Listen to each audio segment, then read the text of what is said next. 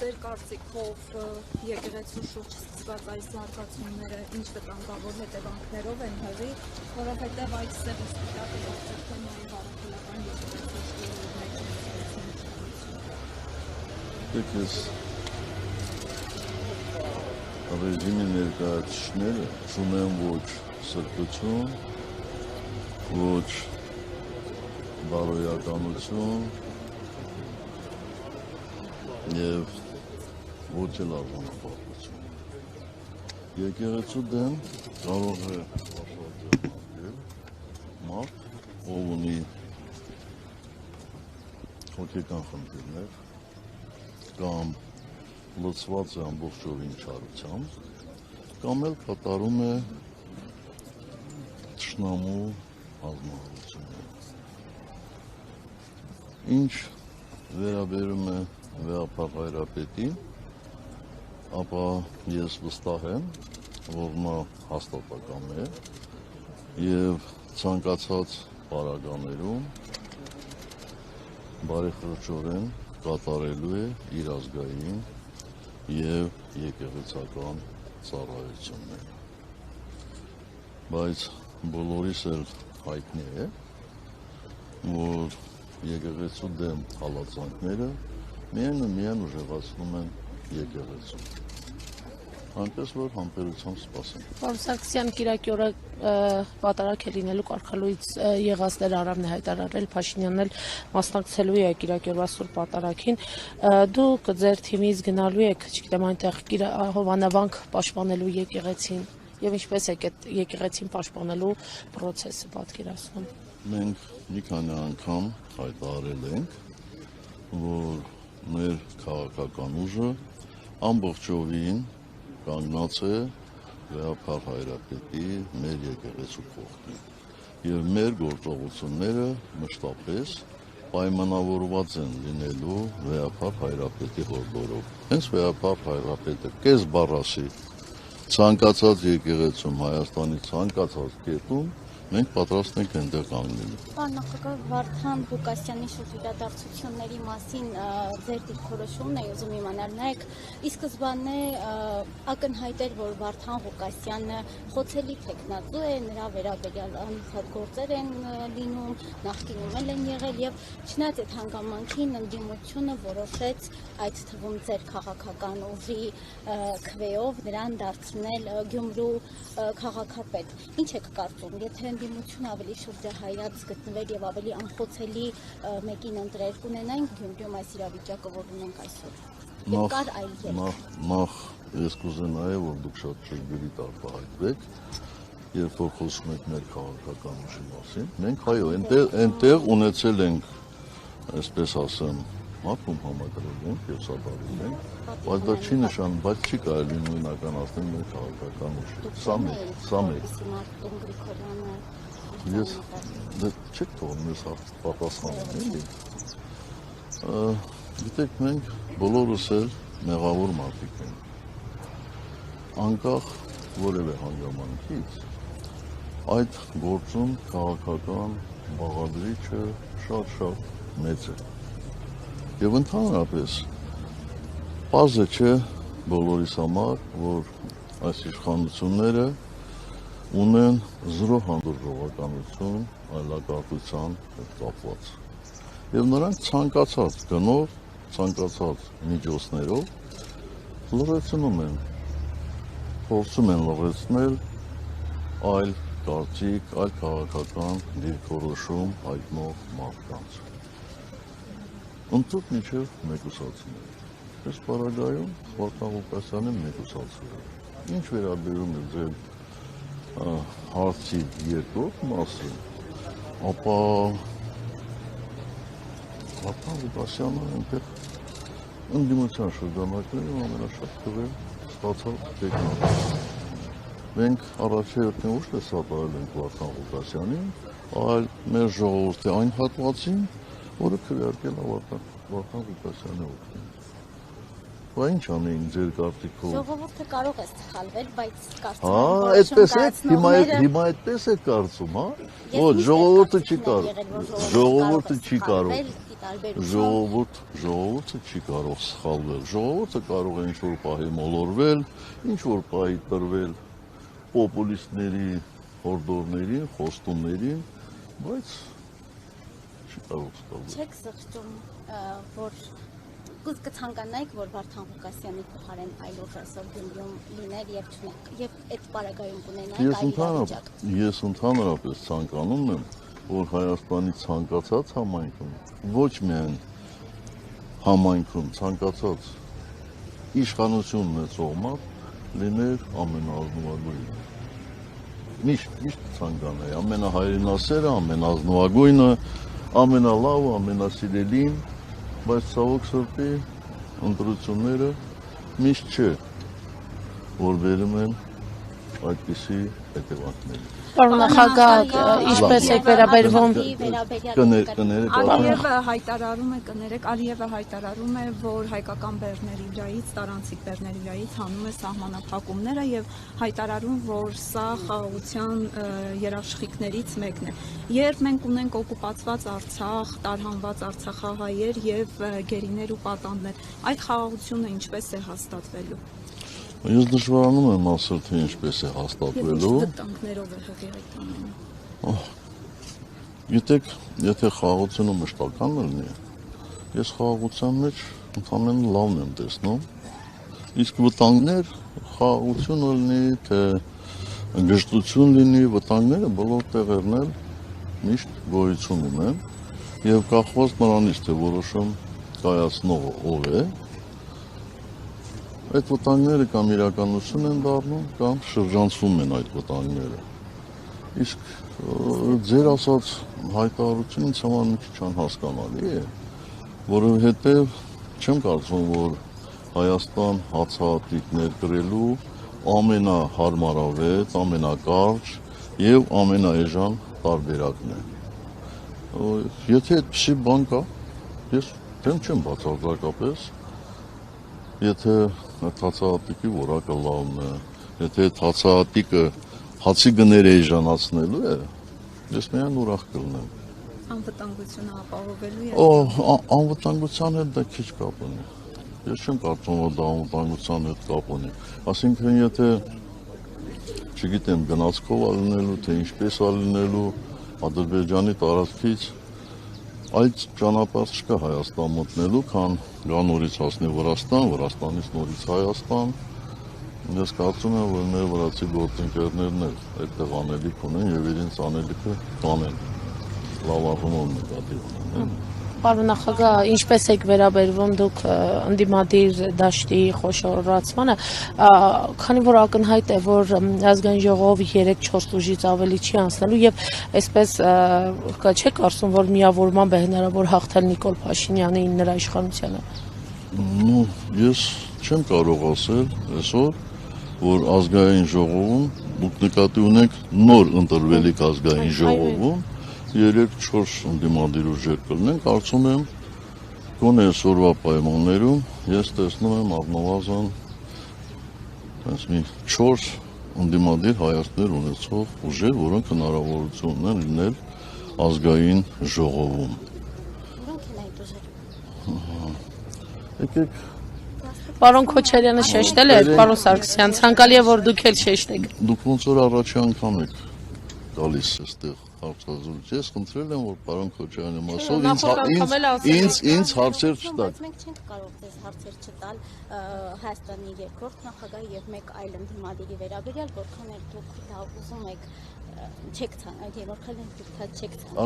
Արդյոք դուք համարում եք, որ դուք իրավունքներ ունեք, ես չէ։ Դուք իրավունք ունեք, ես էլ իրավունք ունենք հարցեր հնչեցնելու, ճիշտ է, ես էլ իրավունք ունեմ հարցերին կամ չպատասխանելու կամ խուսափելու։ 2026 թվականի ընտրությունների հետ կապված արդեն 1 տասնյակից ավել կուսակցություններ կամ չգիտեմ դաշինքներ ցանկություն են հայտնել մասնակցելու 26 թվականի ընտրություններին։ Դուք դերևս Հայաստանի Հանրապետական կուսակցությունը, այսպես ասած, որոշում չունեք։ Արդյոք վերանայել եք կամ կարող եք պատասխանել այդ հարցին, մասնակցելու եք թե ոչ։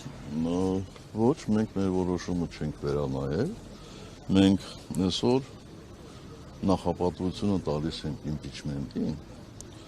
եւ կարծում եմ բոլորդ էլ տեսնում եք, որ խորհրդարանական ընդդիմության իրական կոնսոլիդացիան շատ լավ հնարավորություններ է բացում իմպիչմենտի հետագա իրականացման գործում։ Ես ընդհանրապես շատ զարմացած եմ էլի այն մարդկանց վրա, հատկապես այն քաղաքական ուժերի, ովքեր փորձում են իմպիչմենտը հակադրել ընտրություններին։ Բայց ինչպես կարելի է հակադրել։ Դրանք երկուսն էլ սահմանադրական, չասեմ միջոցառումներ, ամենայն դեպս սահմանադրական դրույթներ են։ Այսպես թե այնպես ընտրությունները կայանալու են։ Եվ սահմանադրությունը հստակ ընդգծում է, որ իմպիչմենտը ճգնաժամային լուծման գործիք է։ Եթե մարդիկ կարծում են, որ այսօր Հայաստանում ճգնաժամ չկա, մենք այդպես չենք կարծում։ Եվ մենք համարում ենք, որ օր առաջ սրանց իշխանություններից հեռացնելը միայն ու միայն Հայաստանին օգուտ է։ Այնպես որ կգա ժամանակը, մենք մեր կարծիքը կհայտնենք։ Պարոն Սարգսյան, դուք Նիկոլ Փաշինյանին չեք ճանաչում, երբ որ ընդդիմադիր գործիչ էր, երբ իրեն 2018 թվին իշխանություն տվեցիք։ Ես մի քանի անգամ ասել եմ, հիմա էլ կրկնում եմ։ Ես այդ մարդուն ցենց շատ մոտիկից երևի տեսել եմ մաքսիմում 3 անգամ։ Դա մի անգամ եղել է 93-ի վերջ, 94-ի սկիզբ, մի անգամ եղել է, եթե չեմ սխալվում, 98-ին, երբ որ դատարանում ենք, այսպես ասեմ, հանդիպել, տեսել, եւ մի անգամ էլ 18 թվականի մարիոտում, ուրիշ որևէ տեղ ես այդ մարդուն չեմ տեսել, չեմ հանդիպել, եւ ոչ էլ միջնորդավորված խոսել եմ եւ ոչ էլ հեռախոսակապ եմ ունեցել, որևէ բան չեմ ունեցել։ Ինչ է նշանակում ճանաչել։ Իհարկե, բազա չէ, ես տեղյակ էի այն բոլոր հեյրանքներին, այն բոլոր ստախոսություններին, այն բոլոր շանտաժներին, որ տպագրվում էր նրա կողմից խմբագրվող թերթը։ Մինչ այդ էլ մեկ այլ թերթում, որտեղ ինքը չէր խմբագրում։ Այնպես որ Ասեք, ես չեմ պարտվել սրանց, ես պարտվել եմ շատ ավելի ուժեղ մարդկանց, շատ ավելի մեծ ուժերի։ Դրանք ուժեր էին, որոնք ցանկանում էին Հայաստանում, թե աշխարհում տեղի ունեցող գործընթացները կառավարել։ Ի վերջո ովքեր էին այդ ուժերը։ Ես ի գիտություն ձեզ հայտնել եմ, որ 18 թվականի մասին ես այլևս չեմ խոսելու։ Խոսելու եմ մի անգամ, մի քիչ էլ համբերությամբ լուծվեք, շուտով ուղիղ հեռարձակմամբ ձեզ բոլորիդ էլ նաև հնարավորություն է տրվելու հարցեր ուղղելու, շատ հանգիստ կարող եք ուղղել եւ լսել ձեր հարցերի պատասխանները։ Եթերում կար նախագահացիա եկել է այդ պահի վերջո 7 տարի անցել է ձեր հրաժարականից, անընդհատ ասում եք, որ շուտով կխոսեմ ու չեք։ Անընդհատ չեմ ասում, ես դա ասել եմ ընդամենը անցյալ տարվա։ Նախագահություն չունեք, որ 2021 թվականի սցենարը կարող է կրկնվել, այսքան ուժերով կրկին ընտրության գնալով եւ նույն, այսպես ասած, արդյունքը ճակատավոր ունենալով։ Բոլոր պրոցեսներում լինում են եւ լավ իրավիճակներ եւ վատ իրավիճակներ։ Եթե ես մտավախություն չունենայի, այդքան լուրջ չէ զբաղվի իմպիչմենտի գործընթացով, բայց օր առաջ այս իշխանություններից հեռացնելը Հայաստանի համար միայն դրական հետևանքներ կարող է ունենալ։ Ես այսօր չեմ կարող ասել, որ ընտրություններում ընդդիմությունը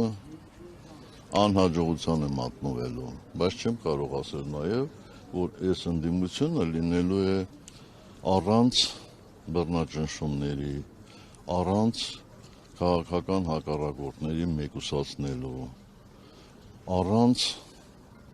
մուրճի, կներեք բառիս համար, առանց սրան նրան շինելու։ Այնպես որ սա է իրավիճակը։ Պարոն նախագահ, բազմաթիվ իրավապաշտպաններ հայտարարում են, որ պետական մակարդակով իշխանությունները որևէ բան չեն անում մեր գերիների եւ պատանդների վերադարձնելու համար։ Եթե իշխանությունները որևէ քայլ չեն անում, դուք ինչպես եք պատկերացնում գերիների վերադարձը հայրենիք, ինչ ճանապարհով եւ լինելով Հայաստանում ամենամեծ քաղաքական ուժի ղեկավարը, որքանով են օգտագործվում ձեր կապեր այս խնդիրը բարձրաձայնելու եւ Շնորհակալ եմ կոմպլիմենտի համար, բայց մենք Հայաստանում ամենամեծ քաղաքական ուժը չենք, որովհետև եթե սա չասեմ, ուրիշները կարող են վիրավորվել,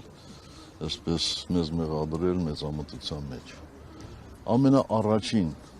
պայմանը այս իշխանությունների, նորից եմ ասում, իշխանություններից զրկելն է, որովհետև ինչքան էլ մենք կապեր ունենանք, ինչքան էլ մենք ունենանք քաղաքական կուսակցությունների, եվրոպական քաղաքական կուսակցությունների հետ հարաբերություններ, առանց իշխանությունների սատարման գրեթե անհնար են տեսնում այդ խնդրի լուծումը։ Կապրենք ու տեսնենք։ Բոլոր պարագաները մինչև այդ շինծու դատավարությունը Բաքվում չավարտվի, չեմ կարծում, որ հնարավորություն կա, որպեսզի մեր գերիները ետ վերադառնան հայրենիք։ Նախագահ, եւ Արցախի վերաբերյալ դուք ասել եք, որ դուք պատրաստ չեք Արցախի անվտանգությունը զոհել, կրկին պիտի ձեր հրաժարականի մասին խոսեմ, բայց ձեր թիմակիցները անմիջապես երբ Նիկոլ Փաշինյանը եկավ իշխանության, ասում էին, որ եկել է Արցախը հանձնելու։ Այդ հակասությունը չի առաջանում ձեր թիմակիցների։ Ես լավ չհասկացա, ես ասել եմ ես պատրաստ եմ Ես պատրաստ չէի փորձությունների ենթարկել Արցախի անվտանգությունը Այո։ Ձեր թիմակիցներն էլ անմիջապես հենց դուք հրաժարական տվեցիք եւ Նիկոլ Փաշինյանը եկավ իշխանության, ասում էին եկել է Արցախը հանձնելու։ Փաստացի դուք հանուն անվտանգության կամ չզոհելու համար անվտանգությունը հրաժարական տվեցիք, թիմակիցները վստահ էին, որ Նիկոլ Փաշինյանը հանձնելու է Արցախը։ Ինչպես է ստացվում։ Դա իրար չհակասող դուրքներ են, որովհետև որևէ մեկը լինել իմ թիմակից կամ այլ քաղաքական ուժից երբեք չէր կարող պատկերացնել Արցախի այսպիսի հանձնում Ադրբեջանի։ Վստահ եմ, իմ թիմակիցները Արցախը հանձնել նկատի են ունեցել բանակցություններում զիջումների գնալը, որը կարող էր բերել Արցախի հայտնել Ադրբեջանի կազմում։ Հասկանում եք։ Ես էլ,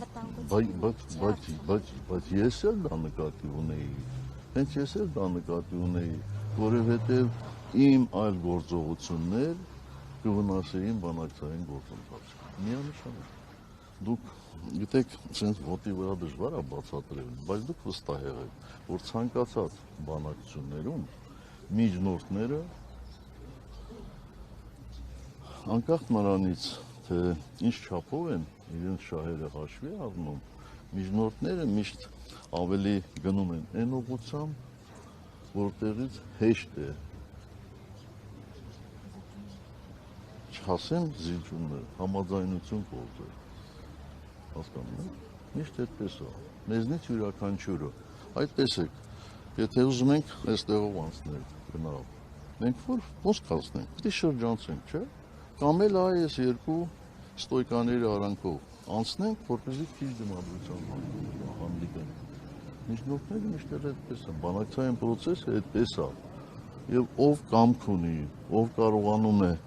փաստարկներ բերել, ով որ համոզված է, նա էլ բանակցություններում հաջողության է հասնում։ Ես պարոն նախագահ խոսելով արտաքին քաղաքականության մասին, օրինակ վերհիշելով եւ չփորձի քանդրբազությունը։